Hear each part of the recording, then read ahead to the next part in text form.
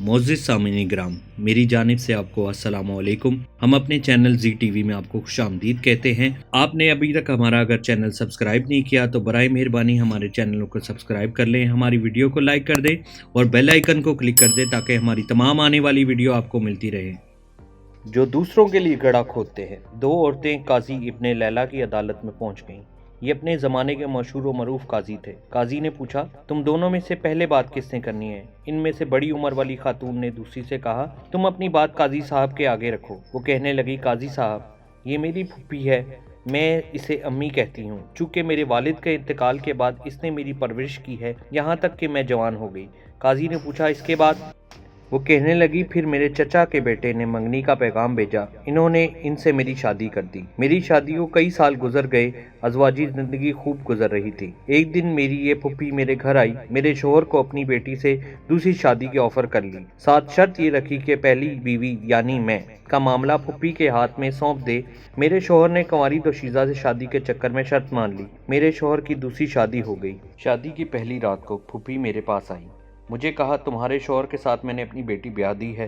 तुम्हारे शोहर ने तुम्हारा मामला मेरे हाथ सौंप दिया है। मैं तुझे तेरे शोहर की वकालत करते हुए तलाक देती हूँ।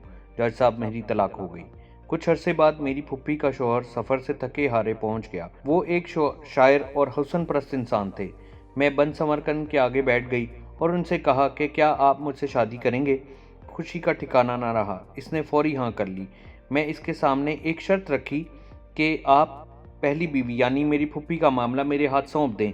इसने ऐसा ही किया। मैंने वकालत का हक इस्तेमाल करते हुए फुप्पी को तलाक दे डाली और फुप्पी के साबका शौहर के साथ शादी कर ली। काजी हैरत से, फिर? वो कहने लगी कि काजी साहब, कहानी अभी ख़त्म नहीं हुई।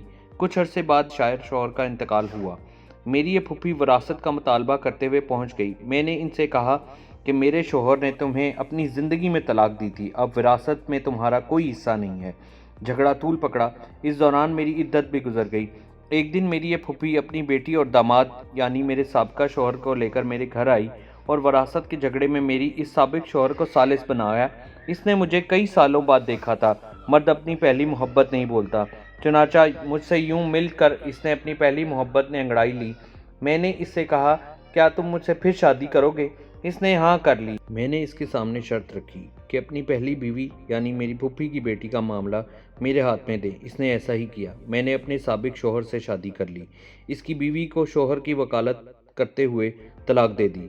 काजी इब्ने लैला सर पकड़कर बैठ गए। फिर पूछा कि इस केस में अब क्या मसला है? मेरी फुप्पी कहने लगी, काजी साहब, क्या ये हराम नहीं कि मैं और मेरी बेटी दोनों की ये लड़की तलाक करवा चुकी है? फिर मेरा शौहर और मेरी बेटी का शौहर भी ले उड़ी। इस पर बस नहीं, दोनों शौहरों की विरासत भी इसने अपने नाम कर लिया है। काजी इब्ने लैला कहने लगे, मुझे तो इस केस में हराम कहीं नज़र नहीं आता। तलाक भी जायज़ है, वकालत भी जायज़ है। तलाक के बाद बीवी का साबका शौहर के पास दोबारा जा सकती है, बशर्त ये कि दरमियान में किसी और के साथ इसकी शादी हो, उसके बाद तलाक हो और शौहर फौत हुआ हो, फिर उसके बाद तुम अपने पहले शौहर से रुजू कर सकती हो। तुम्हारी कहानी में भी ऐसा ही हुआ है। इसके बाद काजी ने खलीफा मंसूर को यह वाक़या सुनाया। खलीफा हंस हंस कर लोटपोट हो गए और कहा कि जो कोई अपने भाई के लिए गड़ा खोदेगा, खुद भी इस गड्ढे में गिरेगा। ये बुढ़िया तो गड्ढे की बजाय गहरे समंदर में गिर गई।